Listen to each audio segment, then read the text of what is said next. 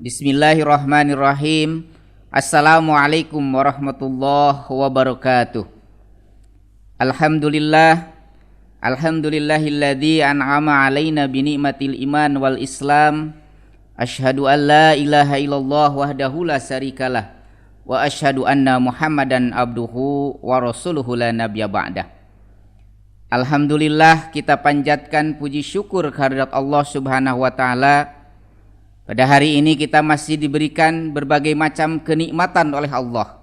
Nikmat iman, nikmat Islam, nikmat sehat, dan banyak lagi nikmat-nikmat yang telah Allah berikan kepada kita semua. Mudah-mudahan kita bisa mensyukuri nikmat-nikmat yang telah Allah berikan kepada kita, dan mudah-mudahan Allah menambah lagi nikmat kepada kita. Amin ya Allah ya Rabbal Alamin. Salawat serta salam semoga dicurah limpahkan kepada junjungan kita Habibana wa Nabiyana Muhammad sallallahu alaihi wasallam, pada keluarganya, para sahabat, para tabi'in, dan mudah-mudahan kita semua diakui sebagai umat Nabi Muhammad sallallahu alaihi wasallam, dan mudah-mudahan mendapatkan syafaatnya nanti di yaumil akhir. Amin ya Allah ya Rabbal Alamin. Hadirin yang dirahmati oleh Allah Subhanahu wa taala. Alhamdulillah, kita merasa bangga. Kita merasa sangat sekali bangga terhadap agama yang sedang kita anut. Alhamdulillah, kita semua ada dalam agama Islam, agama yang betul-betul diridhoi oleh Allah Subhanahu wa taala. Sebagaimana firman Allah, Bismillahirrahmanirrahim, Inna dina indallahil Islam. Sesungguhnya agama di sisi Allah adalah Islam. Artinya agama yang diridhoi oleh Allah hanyalah Islam. Dan Islam itu merupakan rahmatan lil alamin. Kita hidup dalam Islam, berada dalam kasih sayang dari Allah Subhanahu wa taala. Dalam bahasa Sunda, kita ada dalam kanyaah sareng kadeudeuh di Allah Subhanahu wa taala. Maka berbahagialah kita semua hidup dalam beragama Islam ini. Dan Islam itu insya Allah akan menyelamatkan kita baik di dunia maupun di akhirat. Hadirin hadirat yang dirahmati Allah Subhanahu wa taala, nikmatnya dalam Islam ini tak terkira. Banyak sekali hal-hal yang dapat kita rasakan. Banyak sekali keuntungan-keuntungan yang dapat kita peroleh. Baik itu secara lahiriah yang telah kita rasakan,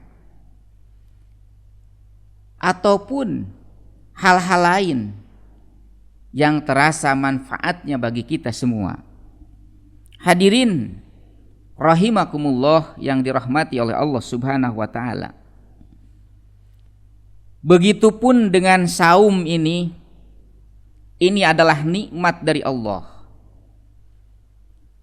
Ini adalah hal yang paling membanggakan bagi kita sebagai umat Islam, di mana di bulan puasa ini, bulan yang penuh berkah, bulan yang dilipat gandakan setiap amal-amal yang kita lakukan.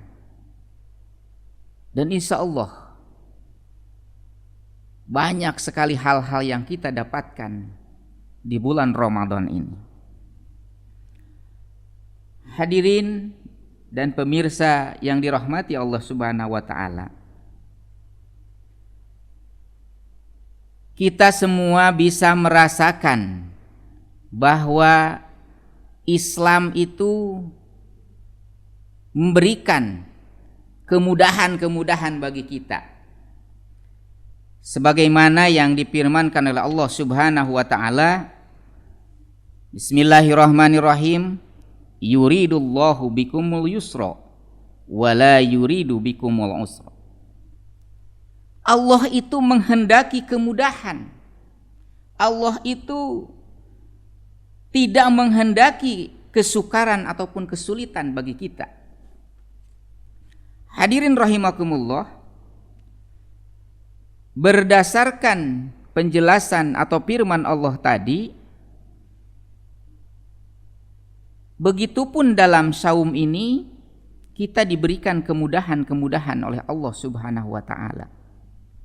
Apalagi saum adalah di bulan saum ini, bulan yang penuh berkah.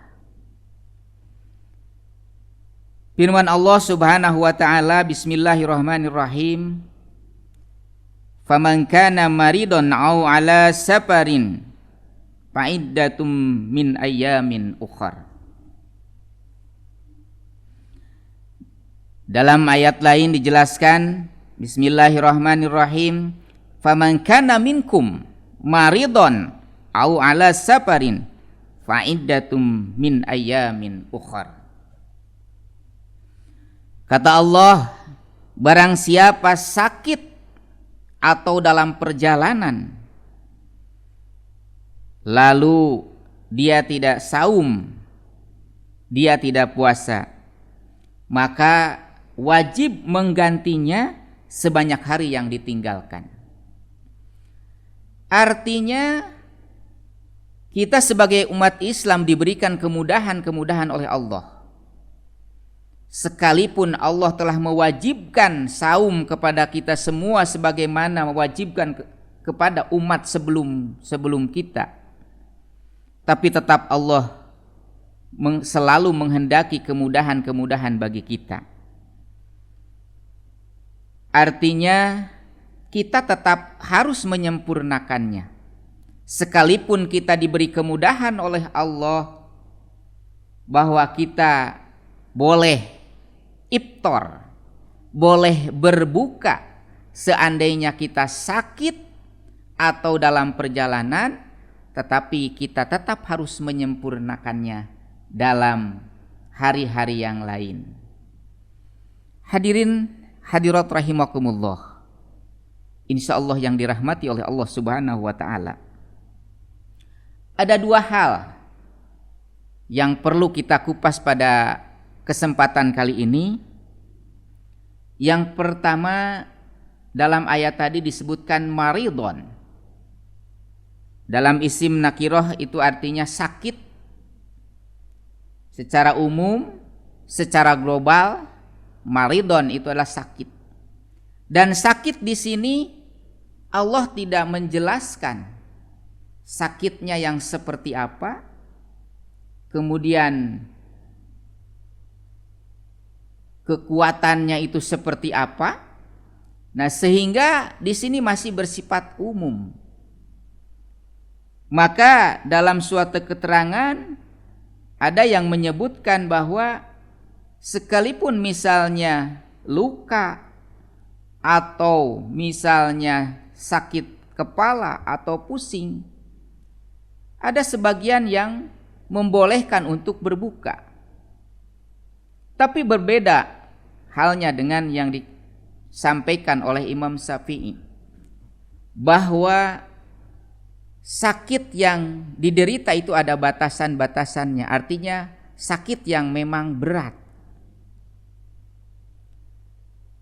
Jadi di antara kita semua, bahwa Allah tidak memberikan batasan sakitnya itu sampai sejauh mana sehingga kita bisa iftar, sehingga kita bisa berbuka puasa di bulan Ramadan ini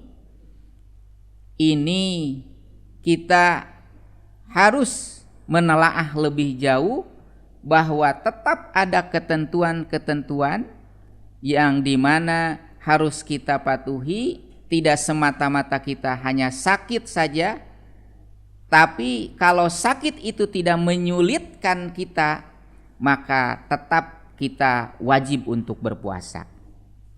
Artinya Allah memberikan batasan kepada kita bahwa sakitnya itu sakit yang betul-betul berat atau sakit yang betul-betul menyulitkan kepada kita sehingga kita tidak bisa melaksanakan saum. Dalam suatu riwayat dikatakan Ibnu Sirin dalam suatu kesempatan kedatangan seorang sahabat, beberapa orang sahabat juga, dan kebetulan waktu itu adalah Ramadan. Di siang hari dia sedang makan malah. Nah, bertanya para sahabat, kenapa? Ini kan bulan Ramadan, ini waktunya saum, kenapa Anda di siang hari begini makan? Dia menyebutkan, saya sedang sakit. Sahabat bertanya, apa yang diderita, apa yang dirasakan oleh Anda? Saya sakit pada jari ini, saya luka pada jari ini. Nah, ini tidak bisa dijadikan hujah, ini tidak bisa dijadikan oleh kita bahwa itu adalah sakit yang betul-betul bisa membatalkan saum, bisa kita berbuka, bisa kita iftar. Apa kaitannya sakit pada jari? Apa yang menyulitkan kita berbuat kebaikan? Apa yang menyulitkan kita untuk saum? Hanya sakit pada ujung jari misalnya. Nah, makanya dalam hal ini kita tetap harus berpedoman kepada ketentuan-ketentuan yang sudah digariskan oleh Allah Subhanahu wa taala dan dicontohkan oleh Rasulullah sallallahu alaihi wasallam. Sekalipun Allah tidak menyebutkan sakit apa yang diderita oleh kita sehingga kita bisa berbuka, tapi tetap kita harus betul-betul mencontoh Rasulullah sallallahu alaihi wasallam. Hadirin yang dirahmati Allah Subhanahu wa taala. Yang kedua adalah au ala safarin, dalam perjalanan. Bahwa di dalam firman Allah tadi kita boleh berbuka, kita boleh iftar seandainya kita dalam perjalanan. Dan di sini pun tidak disebutkan perjalanan yang seperti apa, perjalanan sejauh mana. Ini artinya kita juga tetap harus ada patokan-patokan yang sudah dicontohkan oleh Rasulullah sallallahu alaihi wasallam. Karena Allah tidak menyebutkan perjalanan yang bagaimana, sejauh mana, dan ini masih global, masih bersifat umum. Nah, maka Allah Subhanahu wa taala memberikan keringanan seperti ini dalam melakukan perjalanan, maka kita dibolehkan untuk iftar, untuk berbuka saum. Seandainya perjalanan itu betul-betul membuat kita kesulitan atau menyulitkan kita dalam perjalanan tersebut.